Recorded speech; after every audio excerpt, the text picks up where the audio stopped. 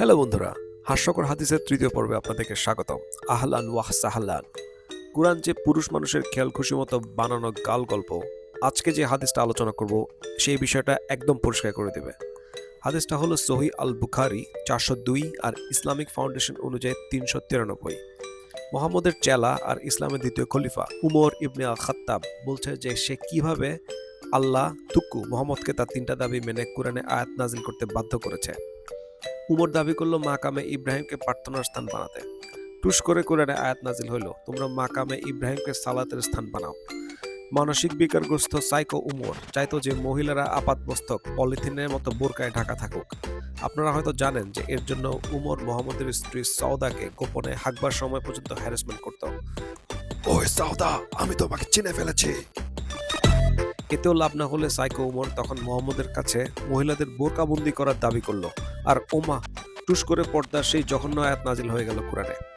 এরপর মোহাম্মদের নানান আকাম কুকামে যখন তার 9 জন স্ত্রী জোট বেঁধে বিদ্রোহ করলো, তখন একজন খাঁটি চেলার মতো সাইকো উমর তার নবীর কুকির দিকে পাশ কাটিয়ে উল্টা মোহাম্মদের বিবিদেরকে হুমকি দেওয়া শুরু করলো।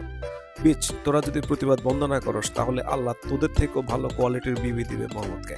ওমা, আল্লাহ সাইকো উমরের ঠিক একই হুমকি টুকলিফাই করে কুরআনে আয়াত নাজিল করে দিল। কুরআনে আল্লাহ মোহাম্মদের সুবিধা মতো যখন তখন যে কোনো নারীকে হেবা করে ভোগ করার আয়াত নাজিল হলে এ নিয়ে মোহাম্মদের শিশু বিবি আয়েশা খুবই অসন্তুষ্ট হয়। কারণ সত্যি কথা বলতে কুকুর বেড়ালের মতো রাস্তাঘাটে যাত্রার সাথে করে বেড়ালে আয়েশার নিজেরও যৌনবাহিত রোগে আক্রান্ত হওয়ার সম্ভাবনা বেড়ে যায়। তাই আরেক সহিহ হাদিসে আয়েশা টিটকারি মেরে বলে, আমার তো মনে হয় তোমার আল্লাহ তড়িঘড়ি করে তোমার খায়েশ ফরমায়েশ পূরণ করে। কিন্তু আয়েশা ভুল। এই যে আল্লাহ শুধু মোহাম্মদই না, বরং মোহাম্মদের চেলা সাইকো উমরের খায়েশ ফরমায়েশও পূরণ করে, কুরআনের আয়াত নাজিল করে। কুরআনের মতো সূরা রচনা করার যে চ্যালেঞ্জ, সেই চ্যালেঞ্জটিকে ডিবাঙ্ক করে এই ভিডিওটি দেখতে পারেন আমাদের এই চ্যানেলে। আজ এ পর্যন্তই। হাস্যকর হাদিসের আরেক পর্বে হাজির হব আপনাদের সামনে। ততক্ষণ পর্যন্ত যুক্তিবাদী হন, মুক্ত মনের মানুষ হন। ধন্যবাদ।